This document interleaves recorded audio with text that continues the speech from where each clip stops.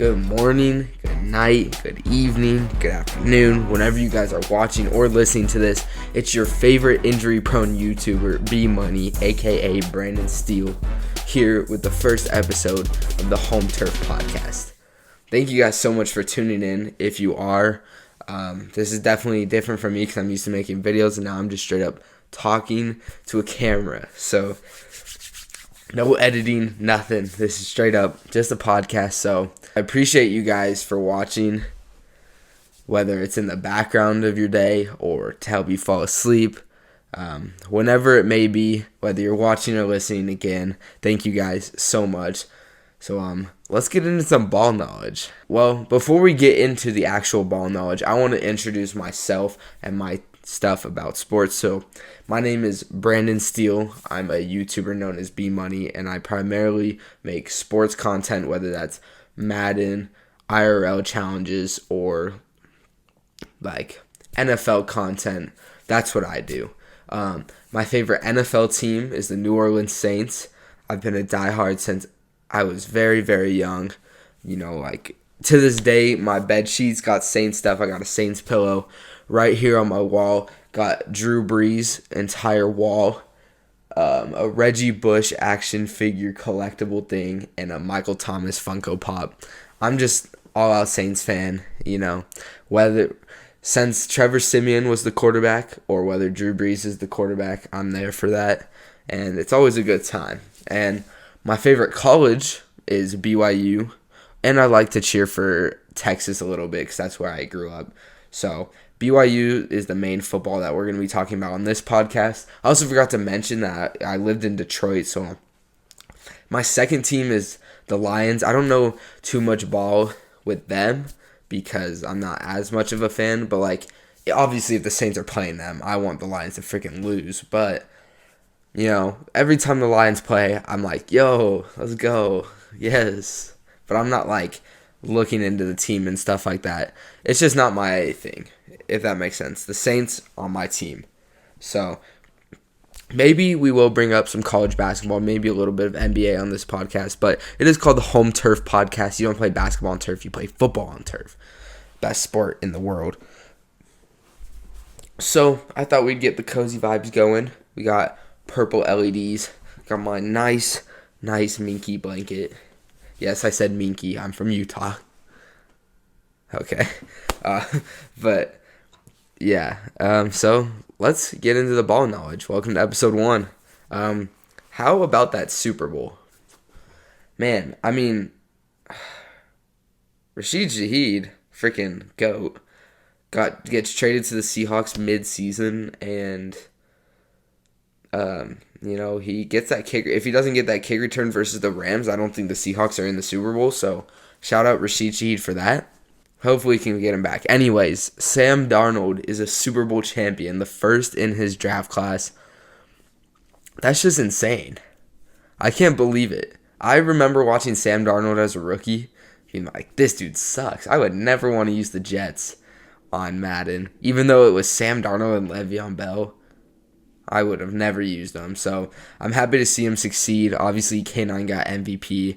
We're going to talk a little bit about that MVP later. But, you know, it was a good Super Bowl overall. I always hate when people say that was a boring Super Bowl. I know I've even said it in the last couple of days, but I've refrained my thinking. I think that was the Super Bowl actually boring, or were our expectations too high for the Super Bowl? I think we think the big game and we think it should be crazy, but these are the two best teams in the NFL. Like, it's either going to be a high shootout, or in this case, when both of the teams have a really solid defense, it is a defensive boring game. But I think it is the two best teams. They perfectly combo each other.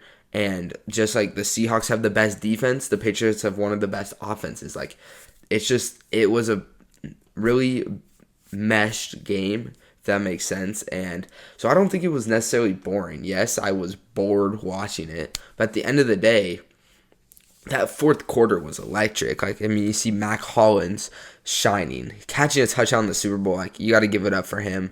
And then, obviously, You have the Seahawks defense who went off. Will Campbell can't block. Should have drafted Kelvin Banks, huh, Patriots? Yeah. But I thought it was a really, really good game. But I have noticed that there really wasn't a lot of hype around it. And I think that this is something I've been thinking about for a long time, but why doesn't the NFL feel the same anymore? I've been thinking about this because I remember being a little kid and playing Madden, and it was so exciting. And that's one of the reasons. I think the NFL doesn't feel the same anymore because of the Madden games. I think that back in the day, you had the NFL, and then you had Madden, which made you like the NFL. And then you had Madden YouTubers, which made you like Madden, which made even more, which made you like the NFL even more. And I think that's where I got 98% of my sports knowledge is from Madden, 2K, MLB The Show, like that. Those games were my childhood, and they're the reason why I like sports so much. I think that the fact that Madden games have fallen off is definitely hurting the NFL. But the NFL also, I don't know. People will say it feels different. Obviously, it's still my favorite thing in the whole world, pretty much. I think it's just the nostalgia. We have good wide receivers in the NFL. There is Jamar Chase. There is Justin Jefferson. But those guys don't even compare to Odell and Jarvis Landry and Michael Thomas, Julio Jones. Those guys, they were elite. And I'm sure that Jamar Chase is a better wide receiver than Odell. But they were just the face of the league. They were something about it. You think 2015 to 2019, that is prime NFL.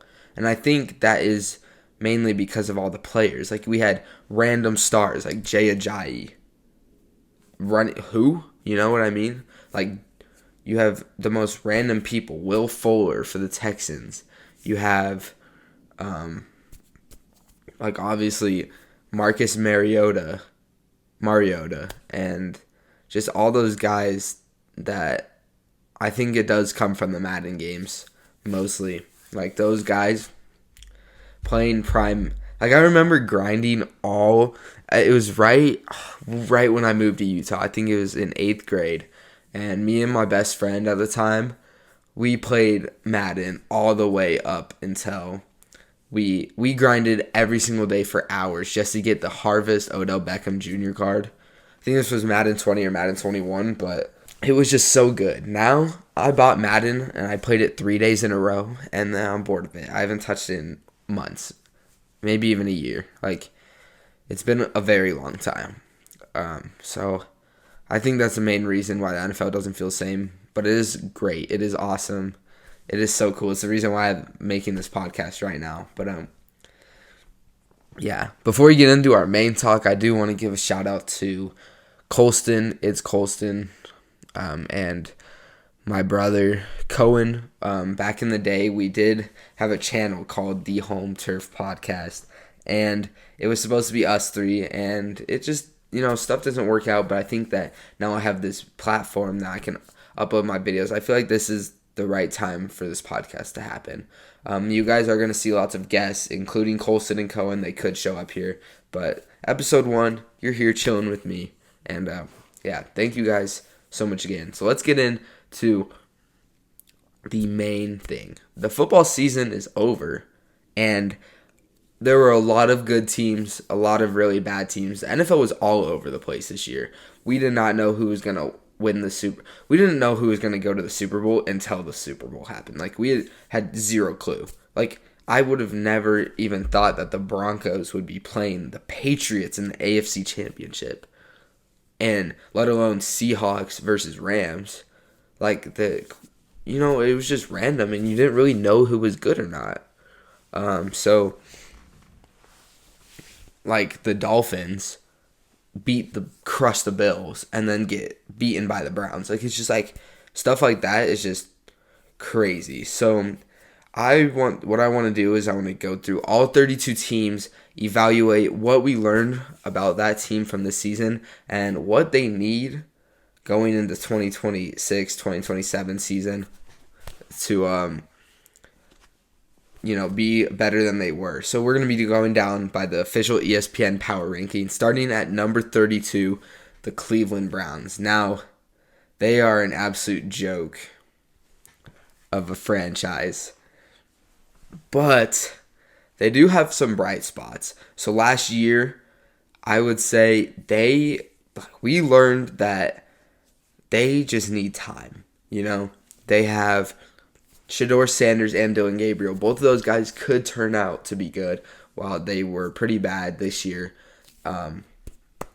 Quinshon Judkins looked really good until he got hurt, but he was on my fantasy team. I loved having him there. He was actually really good. He's a baller. So they got a lot of rookies. Obviously, you see their defensive rookie won the Rookie of the Year, and so I do think that they really just need time. They hired a new head coach. He's an offensive-minded coach, Todd Monken.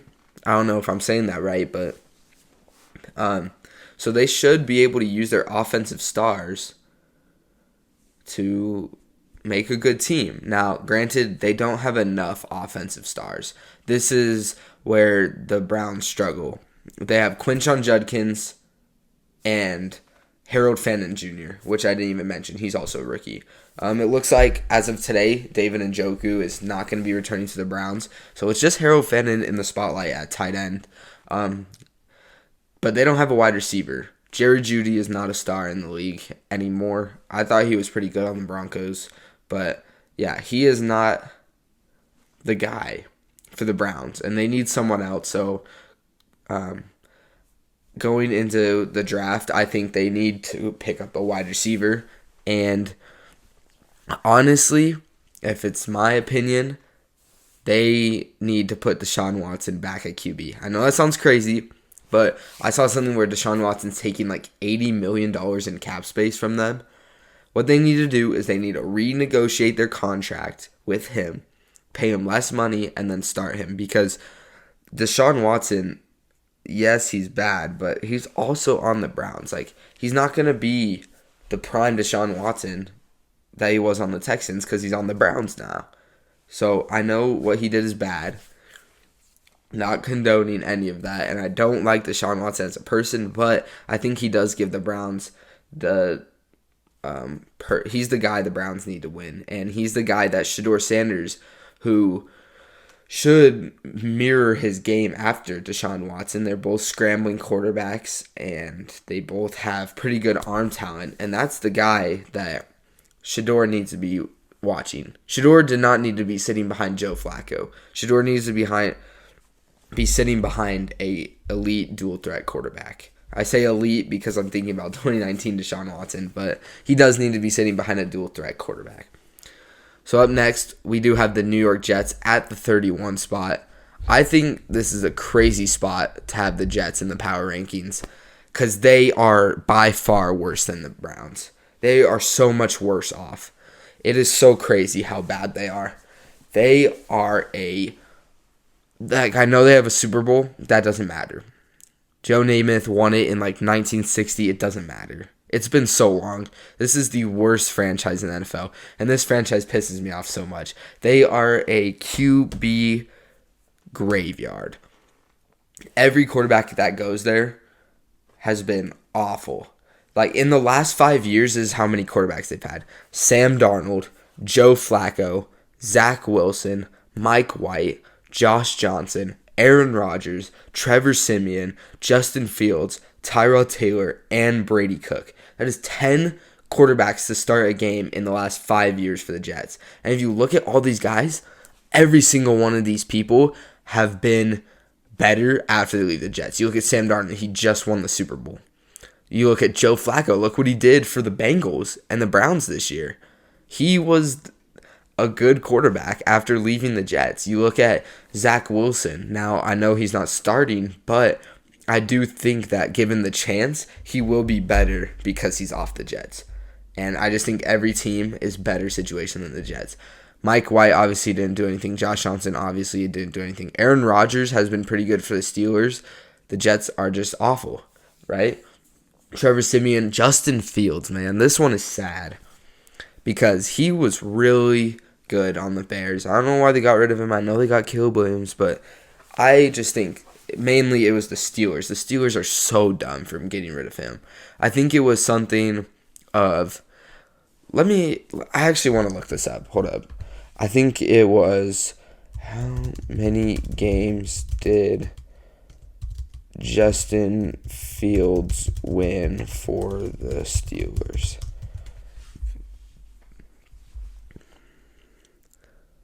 Yeah, so he went 4-2. He beat the Falcons, Broncos, Chargers, and Raiders. Now those aren't the best teams, but he went 4-2, and the second Aaron Rodgers was ready to play, they just gave up on him, and they just did not do well with Russell Wilson. I think that is so frustrating. I think Justin Fields is a good quarterback. He can run. Obviously, he does need work on his throwing, but he's on the Jets. They really thought that benching him for Tyrod Taylor was better. No. The Steelers really thought that getting rid of him for Aaron Rodgers and Russell Wilson was better. No. He's been slept on his whole career. I really hope he gets traded somewhere and is treated properly as a quarterback and given the confidence. Because the second he lost his first game with the Jets, they already wanted him out of there. And I just don't think that's fair. It's just bizarre how bad the QBs are. And the funniest thing is with Brady Cook as their starting quarterback going into next year probably, they don't need to draft another quarterback. I know lots of mock drafts have them drafting. They were going to pick Dante Moore or something, but they should not draft a quarterback this year. They are the only team ever to not have an interception this season. That is way bigger than needing a quarterback right now. They need to draft a DB. I'm talking Mansour Delane, Avion Terrell, those kind of guys. Keith Abney, they need someone that can make plays. And I know they got rid of Sauce Gardner but they got a bag for him. They got a nice deal for Sauce Gardner, and I think that was a good trade for the Jets, but they waste those picks on a QB. It's not going to do anything for the team. You can't have a good QB and expect him to save a team that doesn't have any interceptions in the season. That's just embarrassing. So next we move on to the Las Vegas Raiders. What we learned from them last year is Ashton Jeanty is an absolute star. 88% of his yards came after contact, and he still broke 1,000 yards.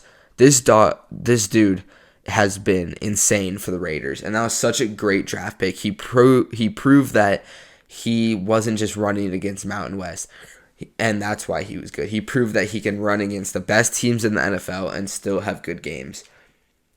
Now, what they can do to fix it this year is obviously they're going to draft Fernando Mendoza, and he's going to give them hope. But he can't do that without a wide receiver and an O-line. I know the Raiders did have a couple O-line injuries, and with those guys being back, it should be easier for Fernando Mendoza and Ashton Jeanty to produce a good offense. But their wide receiver is Tyler Lockett and Tyquan Thornton or whatever his name is. I don't even know their receivers because they are so bad. And this is why they need a wide receiver really bad. Next, we're moving on to the Miami Dolphins. The Dolphins, dude, they just frustrate me so much. It's kind of like the Jets. The Dolphins are literally worse at managing money than a new adult. They paid Tua $50 million. He's getting paid more than Brock, or not anymore. He's getting paid more than 90% of the league. Insane, because he sucks. And I heard something that the Dolphins are going to be parting ways with him this year. They should, but they just wasted $50 million on him. Absolutely insane. What they can do next year is they need to start Zach Wilson. Now, I'm not saying this because I'm a BYU fan. I'm saying that Quinn Ewers can be their future guy, but Zach Wilson will be the veteran presence that Quinn needs to give him experience. And I'm not saying Quinn Ewers is bad. We only saw him for 2 games, but Zach Wilson is like a top 10 Jets quarterback of all time, and he was that bad. So I think that in a new situation, like you guys know why the Jets drafted him. He has elite arm talent. He's a great dual threat quarterback. Yeah, his decision making is not great, but maybe his decision making will be better when he's throwing to Jalen Waddle and not Corey Davis, you know? So Zach Wilson handing the ball off to Devon Achane, throwing to Jalen Waddle and Tyreek Hill. I just don't see how that offense is stopped. And then maybe Quinn Ewers is the future, but I think we need to give him time. I don't like when teams start rookies right off the jump, unless they are generational talents like Fernando Mendoza. He's a 6'5", and you all saw what he did with Miami, where he ran for it on fourth down, broke the tackle, dove in. Like, that's just stuff you don't see from everyday players. So that's what the Miami Dolphins need to do. Moving on to the Arizona Cardinals. What we learned is their offense is really good. We learned that they were dropping like 30 points a game, but they were allowing like 40. What we also learned is Marvin Harrison Jr. is a bust, and they have found a new star in Michael Wilson. Michael Wilson popped off, dude. He was looking amazing. And despite having no running backs, they were on their like Bam Knight 4-string running back. They didn't have James Conner. They didn't have Trey Benson. And despite a run game, they were still dropping like 30 points a game. And they just, man, I don't really know what to do with them because, first off, they need to trade Kyler Murray. They can get a really good draft pick for him, I would say. There are so many teams, I think, like the Browns or maybe the Vikings that could use a quarterback like Kyler Murray, who's still an elite player, and they can get a bag for him. And all the Cardinals need to do next year is just draft well at defense, and I think that they will be very solid next year. I mean, we've already seen their offense is really good. Now they just need to handle the other offenses. Moving on, got the Tennessee Titans at 27. Man, Cam Ward looked insane, especially towards the end of the year. He showed why that he should be a starter in year one because he is also a generational talent. Some of these throws he were making were 10 out of 10 throws you didn't even see from Drew Brees. Some of these throws, man, were looking so freaking good. They were Patrick Mahomes level throws, and yet his receivers were dropping them, or the receivers were straight up just covered so well that he didn't have anywhere to throw to. So he either just takes a sack or throws an interception, because what else are you going to do? You're going to throw it out of bounds for 3 straight downs? I don't think so. Which leads to who they need. They need a wide receiver at pick number 4, and I think the guy for them is Carnell Tate. He's a big body receiver, and he is just really good. I think Cam Ward, they already have Tony Pollard at running back. They already have Chiga Kongwo at tight end, and they have healthy Calvin Ridley is a solid wide receiver too. I'll just say it. Shamiri Dyke, they had him, solid wide receiver 3, but they do need that guy that Cam Ward can just put all of his trust in, and I think that's Carnell Tate at pick number 4.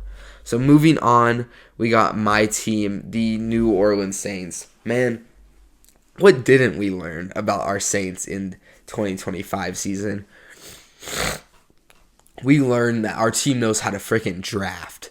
Tyler Shuck is elite. Quincy Riley is elite, both from Louisville. We drafted some absolute studs this year. Jonas Sanker, I don't know if it's Jonas or Jonas, but he is a dog too. We drafted 3 elite level players, and I don't think we're stopping anytime soon. It was so fun to see. I was a Tyler Shuck hater. Now I'm a Tyler Shuck truther. I bought a Spencer Rattler jersey, and when I actually went to the game where we benched Rattler, I didn't even know we were benching him until I got there. So I had this Rattler jersey watching Tyler Shuck in his first ever game. If you want to watch the vlog of that, I'll link it in the description. Go check out that video. But yeah, it was just really cool, fun, energetic season to watch him. We wouldn't have gone swept by the Falcons if all of our wide receivers weren't out. So that's all I'm saying. Tyler Shough at the end of the year was playing with a recessed football roster. So what we learned from the Saints is that they are seriously one playmaker away from the playoffs. Tyler Shough, Chris Olave, and then what we can do is we draft Jeremiah Love at pick number 8.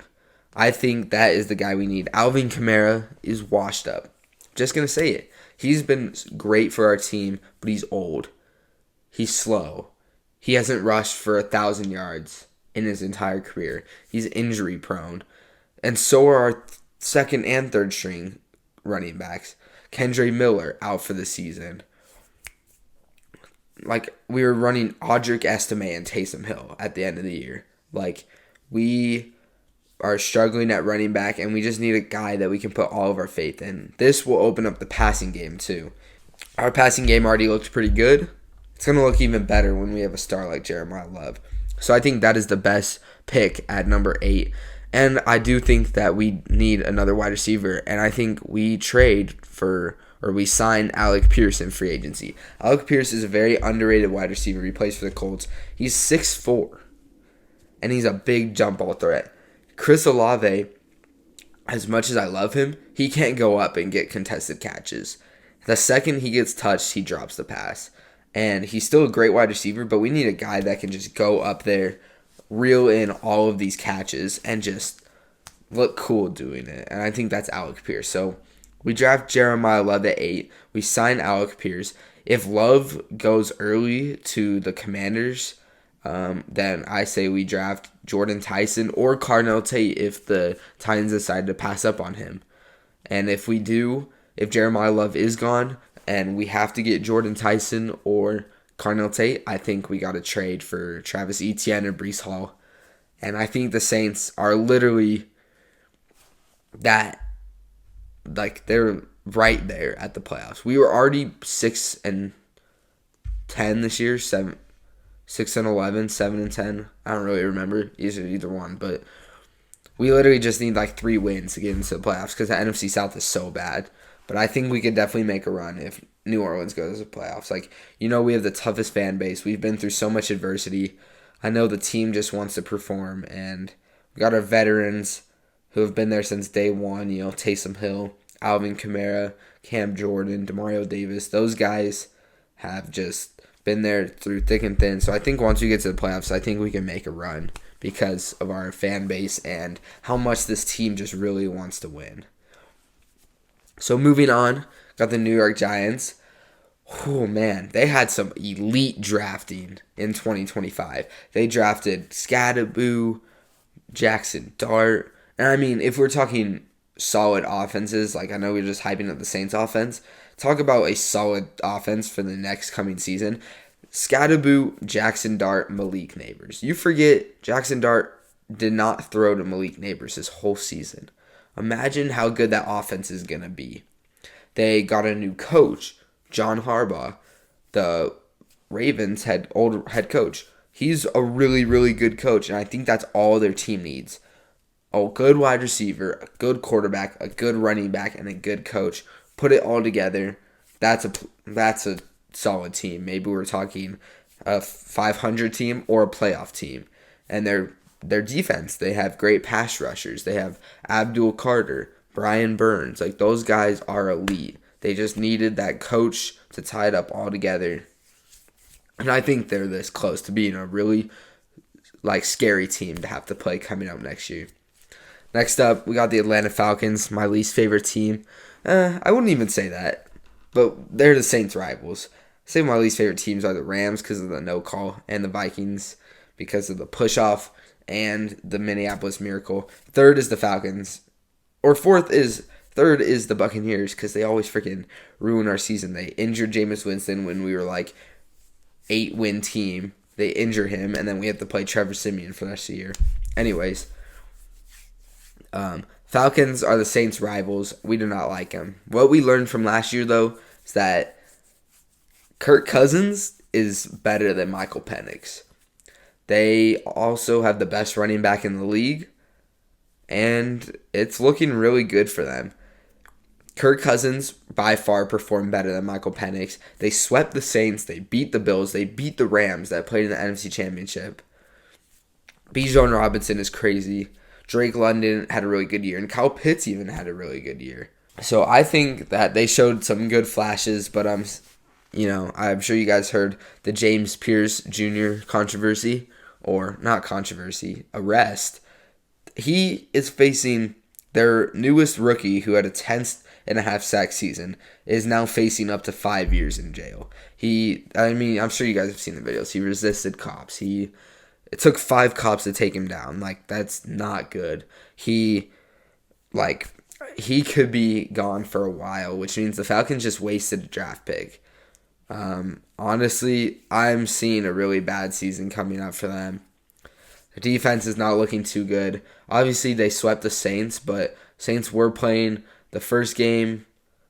It was kind of a bad game on us, but the second game was just, we were playing with preschoolers. Like, our team, the guy who caught the one-handed touchdown from Tyler Shuck, that was his first catch of the season. So just stuff like that is just, we can definitely beat the Falcons next year. I think that they're going to really struggle because the Panthers are only going to get better. The Saints are only going to get better. And the Buccaneers are kind of stuck. So the Buccaneers are stuck here. Saints and Panthers are moving up above him.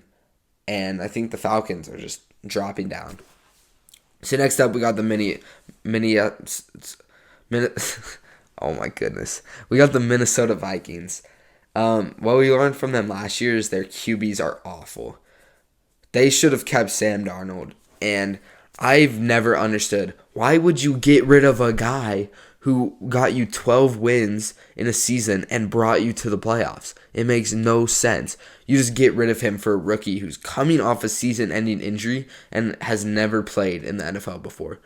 What were they thinking? Did they really think that J.J. McCarthy was going to end up being better than Sam Darnold? No. Nobody thought that, except for the Vikings. What? What are they doing? J.J. McCarthy is the worst quarterback in the NFL. Max Brosmer is the worst backup quarterback in the NFL. And Carson Wentz, poor Carson Wentz, they were forcing him to play through injury. Dude, the Vikings literally were lying about injuries just to make J.J. McCarthy look better. Every time J.J. McCarthy had a game where he threw for 80 yards, 2 interceptions, he somehow had a concussion. Oh, no. J.J. McCarthy's hurt. I don't buy it. Absolutely not. So, that's all I'm saying. The best way for them to save their team for the next upcoming season is they need to trade Justin Jefferson. If you're not going to have a good enough quarterback to throw to Justin Jefferson, second best receiver in the league, in my opinion, he didn't even make the Pro Bowl because of how bad his QB was. I think you just need to trade him. He's clearly unhappy. You've seen his podcast. He wants to go to the Bills. He just wants to leave, period. You just got to trade him. You could probably get 2 first-round picks for Justin Jefferson if you wanted to. And I say, why don't you? He doesn't want to be there. The more he stays, the harder it's going to be for him to want to play. And then he'll just end up getting traded anyway. So might as well trade him now when he doesn't have a slump season because he's mad at J.J. McCarthy.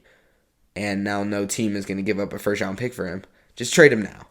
I know you want to hold on to your stars, but last year you didn't hold on to your star quarterback. You didn't hold on to your stars, and now look where your team's at now.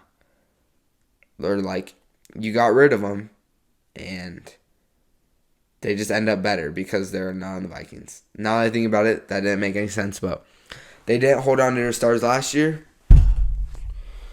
Might as well not hold on to them now, So, I think with J.J. McCarthy, with time, he will get better, but I just see him as a bridge quarterback. I think the best way that they can help them this year is they should trade Justin Jefferson and use what they got for him to trade for Kyler Murray.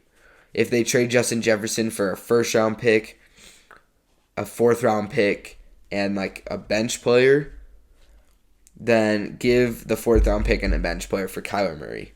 Get your veteran quarterback. Get your quarterback who's proven that he's good. And just let him throw to Jordan Addison. Next up, we got the Carolina Panthers. Honestly, they are really solid. Great QB. Great running back room. Rico Dowdle and Chuba Hubbard have both proven to be really, really good. Their defense does need some help because, they have J.C. Horn, but it wasn't anything special. They have a great wide receiver, Ted McMillan. Maybe they could get a good wide receiver too, but overall, they're just a good team, and I just think they need time to put it all together. And I think they can make a good run next year. Next up, Pittsburgh Steelers. What we learned, the Aaron Rodgers experiment is over. DK Metcalf is a solid wide receiver, and they did get a potential star breakout with Kenneth Gainwell. They have great running backs. They still have Jaylen Warren, and he's really good. But, yeah, Aaron Rodgers' experiment is over. He's old. He's just taking money at this point. Just let him retire. Just let him have he's had a good career. You don't want to tarnish his legacy by just tossing him away or forcing him to play another year. Or even if he wants to play another year, maybe it is better to just trade him. Because I personally would not want a 44, 45-year-old, I don't know how old he is, playing for my team. I don't care. If Drew Brees came back right now, I would not want him. You're just old. Your career is done. Drew Brees left when his career was done. He didn't want to stay an extra year, tarnish his legacy like Aaron Rodgers is doing. At what point do you call it, And if he doesn't want to leave, I think you go and draft Ty Simpson anyways. I think that's the best fit for them. And he sits behind Aaron Rodgers for one more season. Get the experience. So maybe you don't trade Aaron Rodgers. Maybe you keep him, let him play one more year. But then you got to get rid of him. The Aaron Rodgers experiment is over. Time for Ty Simpson. Or I think the next best option in the draft would be Trinidad Chambliss. If he doesn't get his college football years extended, I think he's the next best. But Ty Simpson, you gotta go with him in this year's draft. Next, the Washington Commanders. It's so sad. It's an injury-prone team with so much potential. When Jaden Daniels is healthy, they were so good. Obviously, they went to the NFC Championship last season. So they have the potential to be good. They're just always injured. Their running back room is not very good. They traded Brian Robinson to the 49ers at the start of this year. I think everybody thought Bill, a.k.a. or Ja'Cory Krosky-Merritt, a.k.a. Bill, was going to be good. But also, what were we expecting? He had the most expectable year for a 7th-round pick as a 7th-round pick could have. He did pretty good. He did pretty bad. Austin Eckler was out for the year. When he comes back, that will help. But they need a solid RB1, which is why I say they need to draft Jeremiah Love at pick 7 or trade for a running back. Obviously, I do not want them to draft Jeremiah Love because I want him on the Saints. But if it comes down for that, then do it. If Jeremiah Love is going to be there, might as well. He's one of the best running back talents I've seen in a long time. So I think that's smart for them to get a nice, good running back. If not, trade for one.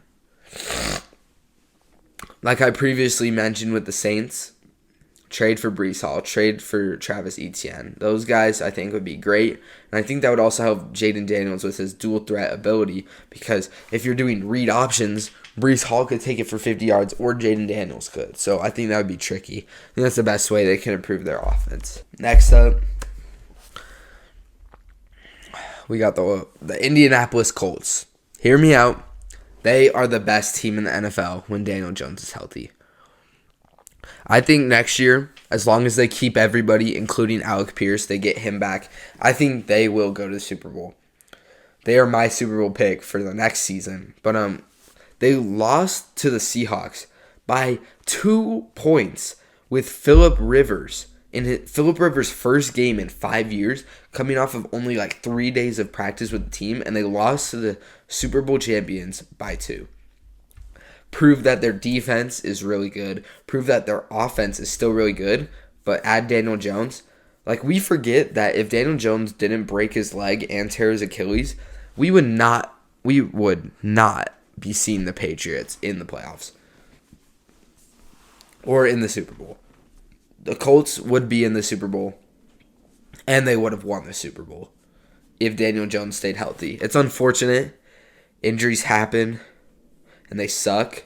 But you guys got to bounce back. I'm expecting the Colts to do exactly what the Seahawks did this year. Just sweep everybody and just look insanely dominant.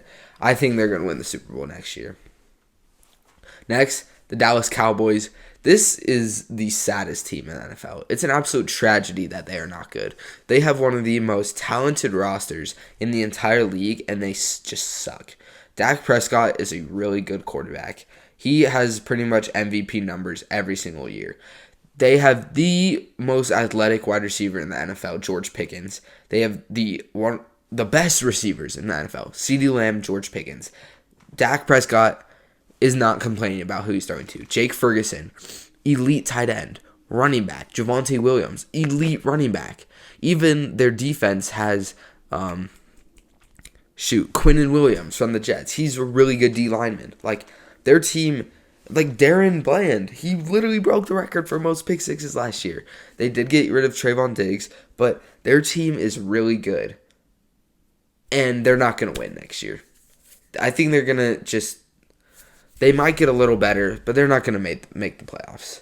They do need to draft a DN to replace Micah Parsons, but other than that, I think they're going to have an awful season. Until Jerry Jones sells the team or they clean house, I don't think they're going to win anytime soon.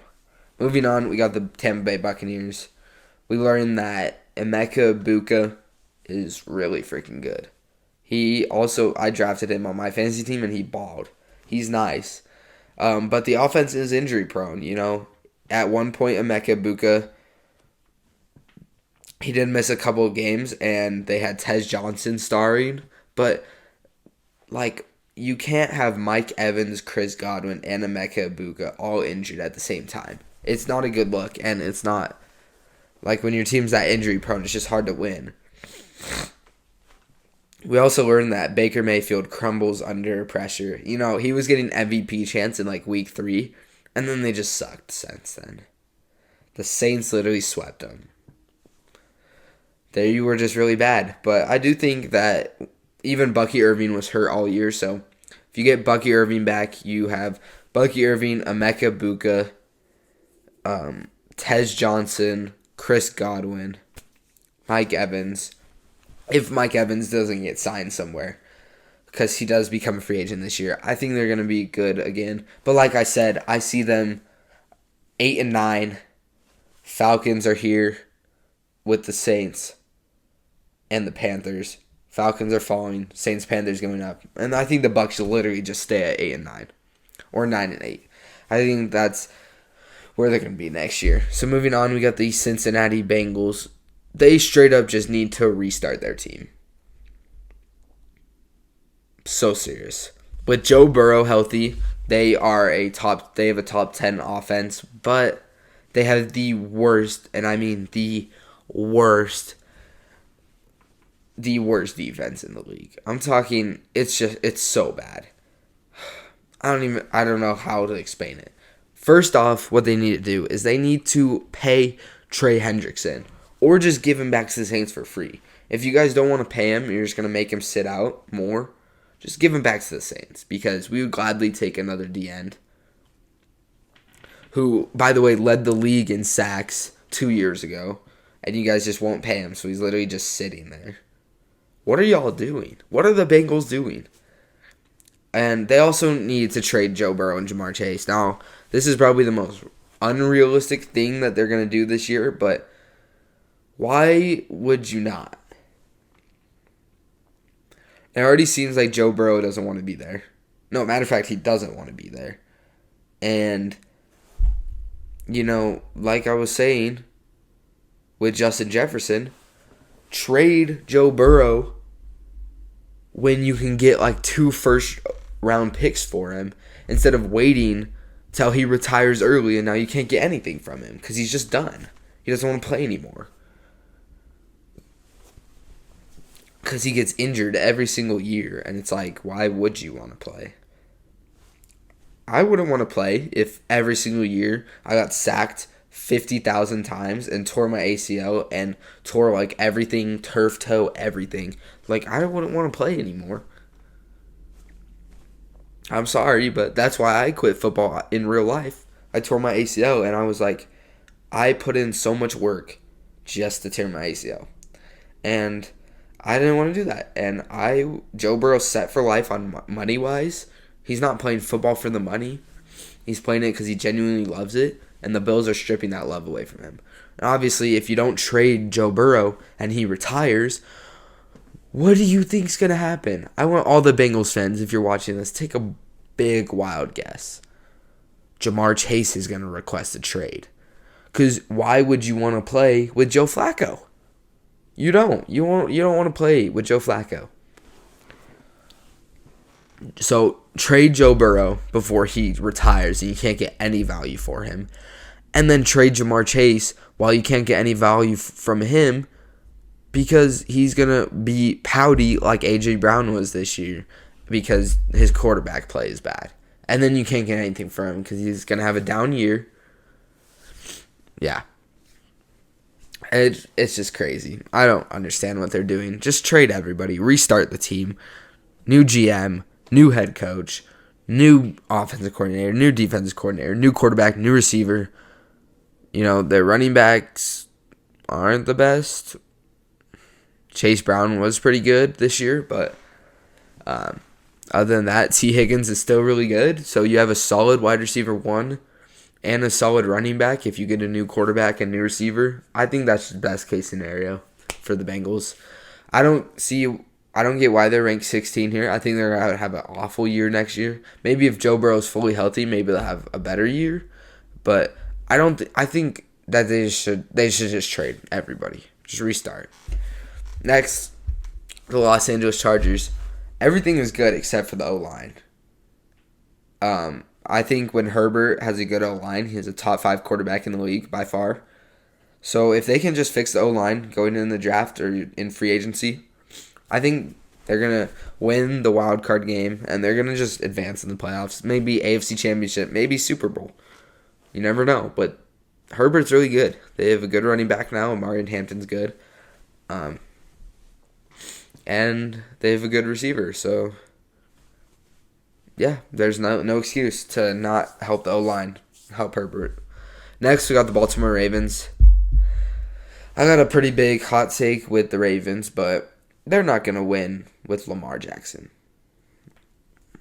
Obviously, they're going to want to keep Lamar Jackson because he's their star player.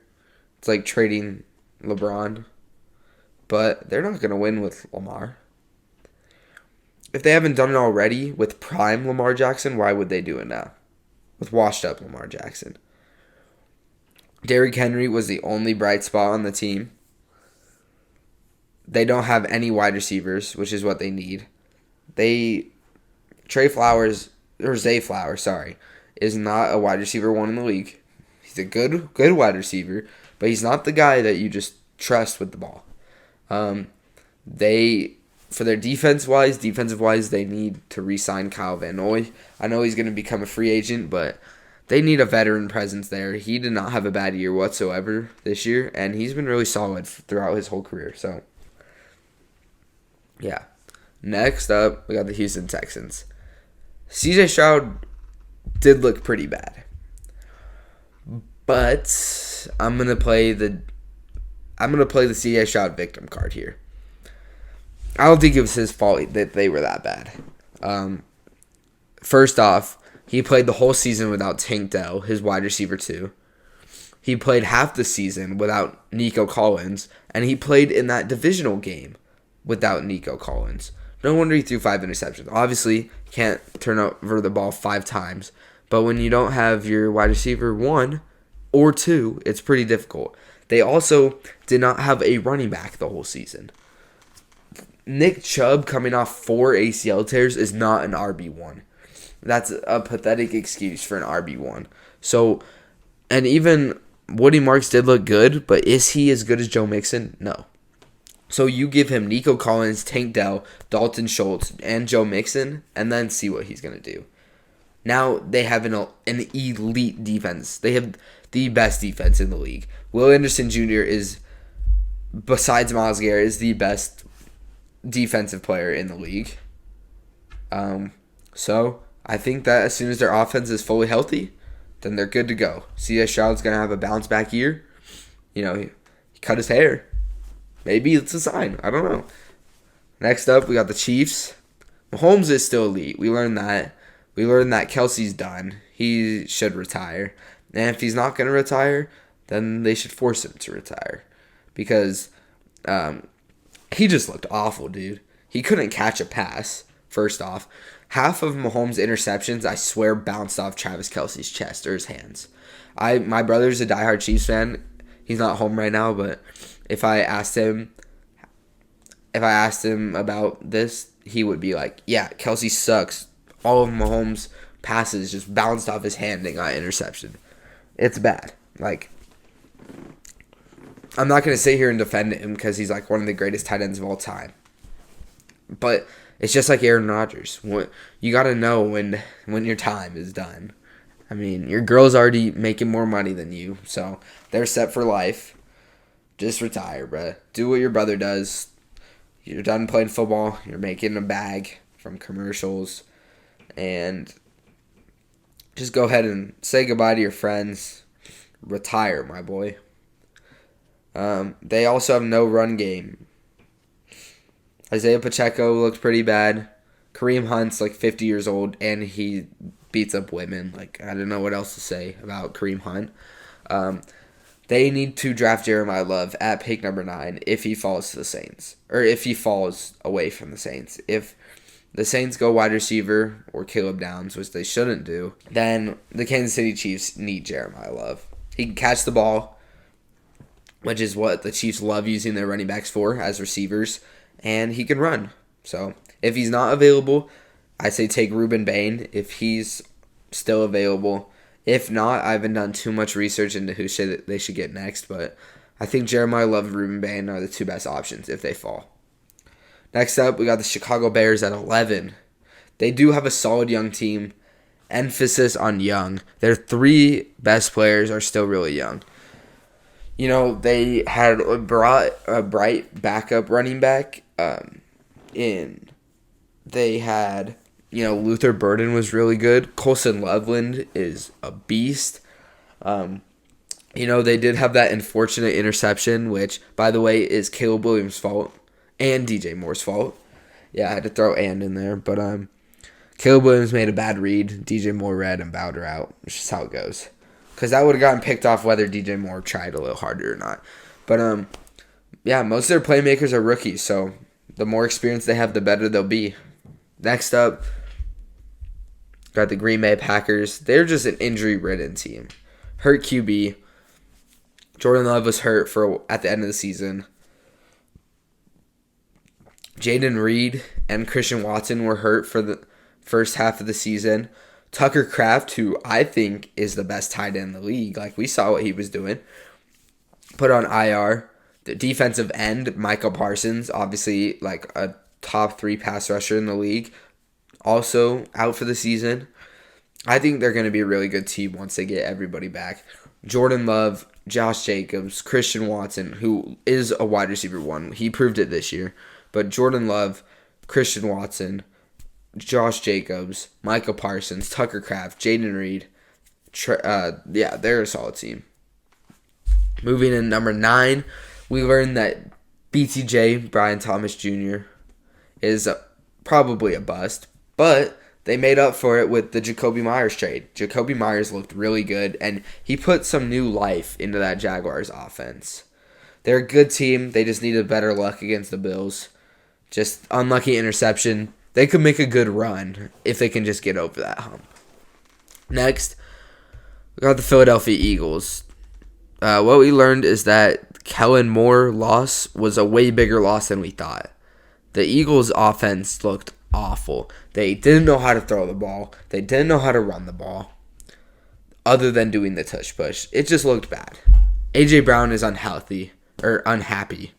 Not unhealthy. He's freaking jacked. But he was so unhappy. He didn't get the ball. He literally said, if you have me in fantasy, trade me. He said in a Madden clip, I'm not happy playing football right now.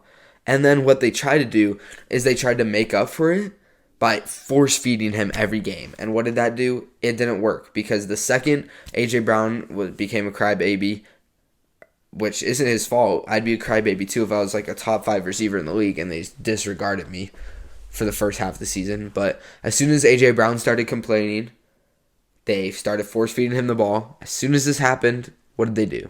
They lost a lot of games in a row. Even lost to the Cowboys. They lost a lot of games in a row. But guess who had really good games?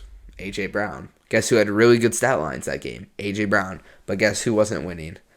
The Philadelphia Eagles. Devonta Smith is a wide receiver 1 in this league. And so if they decide to trade A.J. Brown, whether he goes to the Saints or whether he goes to another team, I think Devonta Smith is perfectly able to step into his role and step into those shoes. So if they don't get rid of A.J. Brown and stop force-feeding it to him, then they're not going to have a good season. Next up, the Detroit Lions, my second favorite team. They are a really freaking good football team. They literally just had unfortunate defensive injuries. Their offense was really solid, and Jahmyr Gibbs is insane. Their defense was just bad this year because of injuries. Let me list a few. Brian Branch, IR. Terrion Arnold, their best corner, on IR. Their other safety, Kirby Joseph, on IR. Anzalone was hurt for a bit, Alex Anzalone. Aiden Hutchinson was coming off a season-ending injury, so maybe he wasn't 100% starting the year. And then also Sam Laporta was out for the year. And then Penei Sewell was hurt for a tiny bit.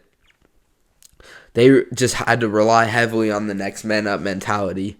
I think that the way to fix this in 2027 is you got to draft a corner. There are really good corners this year. We have Jermod McCoy from Tennessee. You got Mansour Delane from LSU and Avion Terrell from Clemson. There's also some hidden gems like Keith Abney in the second round from Arizona State, I believe. But they just need a corner. I think that'll help them the best. Next up, San Francisco 49ers, another injury-ridden team. Pearsall was IR. George Kittle was out for the season. Fred Warner got out for the season like week 2. Nick Bosa was out for the season. And Brock Purdy missed half of the season. And they still went to the NFC Divisional. That's crazy.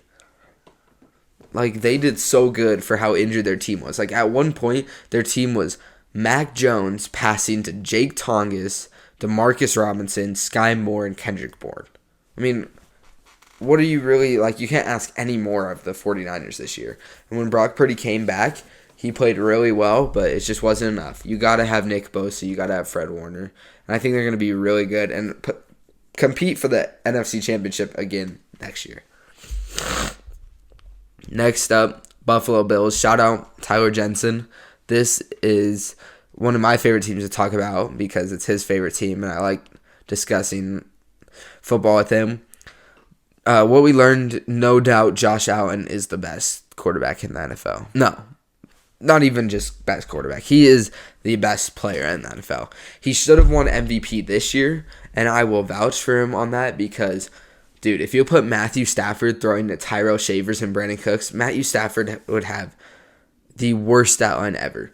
If you gave Josh Allen, Puka Nacua, Devontae Adams, and Kyron Williams, Josh Allen would break every single passing record in the books. I'm just going to say it. The Rams would 100% go to the Super Bowl and win it for like 5 straight years in a row. So, that's why Josh Allen is the most valuable player in the NFL, which is another like gripe for me is the MVPs are so dumb. It's like 1 year the MVPs actually care about who's the most valuable overall, like Josh Allen is, and then another year they care about stats all of a sudden. Because if we're really talking value, it's Christian McCaffrey who can run, pass, and receive, and it's Josh Allen. But now we want to pick Matthew Stafford as the most valuable. Stafford, dude, JJ McCarthy would be good with Puka Nacua and Devontae Adams and why can't I think of his name all of a sudden? They're the running back, Kyron Williams. Like, it's a no-brainer. They have the best offense weapons. They're I guess they do have the best QB, so they're going to be, but yeah. Anyways, but Josh Allen, sorry, I got off on a rant. Josh Allen is not good enough to carry his entire team. Like, he don't get me wrong, he is the best player in the league, but he's not good enough to put on a 50 million, thousand, quadrillion ton backpack and hike up Mount Everest. He's not good enough to do that because that's what the Bills have to go through every year. His running back is elite, but when you're looking at his wide receivers, he's throwing to Brandon Cooks, who didn't even make it on the Saints roster. You know how bad the Saints wide receivers rosters were? And Brandon Cooks didn't even make it on that final roster. We literally cut him. So he's working with Brandon Cooks, Keon Coleman. Obviously, y'all seen the edits. Y'all seen Cam Newton. He's a bum right now. He's not open. He can't catch. And he doesn't... They kind of gave up on him already. They've already said they don't want to draft him. They didn't want to draft him, so now I bet he's unhappy being on the team. He's not going to try. He's going to want to request a trade. And, yeah, it's just not looking good. And then Khalil Shakir, he's good, but, like, he's not a wide receiver one. He's kind of that Zay Flowers type where you can't just throw it to him and expect him to score. You got to get a solid wide receiver that you know is going to do something. So this is how they can improve. How can they improve? What they can do is they can they can trade for Justin Jefferson. I would do anything if I was a Bills fan. I would do anything to get Justin Jefferson. They are literally one good wide receiver away from going to the Super Bowl. 1,000%. So if they can somehow get Justin Jefferson, I know my friend Tyler, he wanted them to get George Pickens, but he just got franchise tagged by the Cowboys, so that's not going to happen. Go get Justin Jefferson. Now at number 4, we got the Denver Broncos. We learned that Sean Payton's a genius head coach, and Bo Nix is a great quarterback. The offense did struggle, but I mean, hey, they made it to the AFC Championship. There's no complaints in that season whatsoever. They did have a shootout with Kansas City and their third-string quarterback, which is not good. Team is a little bit fraudulent, but, you know, like I was saying, can't complain when you make it to the AFC Championship. The one bad thing is Bo Nix and Sean Payton are beefing. Something about how Sean Payton wouldn't have drafted Bo Nix if he knew his ankle was going to be a problem. Heard that was... voice crack, sorry. I heard that was said in some interview, which is bad. Why would Bo Nix want to play for a quarterback that didn't even want to draft him? You know, so they would have beat the Pats if Bo Nix was healthy. So they would have been in the Super Bowl this year. I have no doubt in my mind that they would have been to the Super Bowl. Patriots are frauds. But, yeah, I don't know. They just need to run it back, and hopefully they can just be better than next year. I can't really see any additions that they need to make. They don't really have any holes in their roster, but they just need to play a little bit better. Don't have that unfortunate injury, and their season's golden. So next, third, Los Angeles Rams, third best team in the NFL according to ESPN. They are an insane team. They have the best wide receiver in the league, and yes, JSN, guys, hate to break it to you, and I'm not saying this again because I'm a BYU fan. JSN is not the best receiver in the league. Puka Nacua can block. He can take handoffs. He can moss defenders with one hand. He is the all-around best wide receiver in the league. He has crazy routes. JSN does run better routes, but Puka missed more games than JSN, caught the ball less, and still had pretty much the exact same stats as him. So they have the best QB in the league, according to the voters, and Stafford, honestly, he just rushed that fourth down against the Seahawks. It was fourth down in the red zone. He threw a bad pass when he had plenty of time to wait for another open guy. And, their punt returner just fell. So, if the punt return doesn't fall and Matthew Stafford doesn't rush that, they're in the Super Bowl. So, great team coming in next year. I know Stafford's older, but he's coming off the best year of his career. So, they're going to be solid next year. Next up, the biggest frauds in the whole NFL. Give it up for, drumroll, give it up for the New England Patriots. 56 passing yards in one half. Drake, 56 passing yards in one half. May. Like, this dude is bad.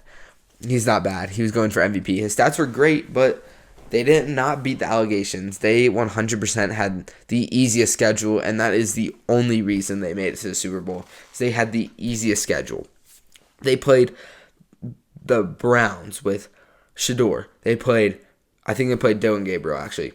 They played Spencer Rattler against the Saints. They lost to Geno Smith and the Raiders, the worst team in the NFL. They lost to the worst team in the NFL, and we're saying that they were going to win the Super Bowl. Like, people who spent actual money betting on the Patriots winning the Super Bowl are absolute idiots. They are so stupid. There was no doubt in my mind the second the Patriots shouldn't even beat the Broncos. They're so lucky. Like, the second I knew they were going to be in the Super Bowl, if I was old enough to bet, I would have put $5 million on the Patriots, or on the Seahawks, because the Patriots are awful. Drake May can't perform in the lights when the lights are bright, and he is young, so it's only his second year, so I expect him to be back there at some point. But I did see a stat that said no quarterback in the history of the NFL that went to the Super Bowl in year 2 has ever made it back. Dan Marino went in year 2, didn't make it back. Joe Burrow went in year 2, didn't make it back. Forget the other quarterbacks, but it's a real stat. Their wide receiver room does need help. I mean, Stephon Diggs is probably going to be in jail. And if he doesn't go to jail, he'll probably be suspended for this next season. And you can't run on the field with Mac Hollins and Kendrick Bourne. You're going to need another wide receiver. I think this is where they could maybe get Casey Concepcion or Jacoby Lane. Those two guys I think would be great in the draft for them. I don't get why they're ranked number 2 on here. I know they made it to the Super Bowl. I would say that they are worse than the Jaguars. Yeah, I'd put them at number 11. Move the Bears up. They're better than the Chiefs, but they're not better than the Bears. I think that's perfect. Next, and finally, the best team in the NFL, the Seattle Seahawks. They are the best team in the NFL. I mean, they proved it. They won the Super Bowl. They have the second best wide receiver in the league. Their running back is the best. That is pretty good. I mean, he won Super Bowl MVP. They have a great kicker. Broke the record for, I don't remember what record it was, but kicking records are all the same in my opinion. Anyways, they are a great team. They have no roster holes. Nothing. I'm expecting a Seahawks-Colts Super Bowl next year. I think that's the best option for that year. But, yeah, those are my thoughts on all of the 32 teams. And that's my thoughts on the Super Bowl, my thoughts on why the NFL doesn't feel the same anymore, my thoughts on why every team was bad, why they were good. I hope you guys enjoyed this first episode of the Home Turf Podcast. I know I did. I love just giving my takes like this. It's my passion.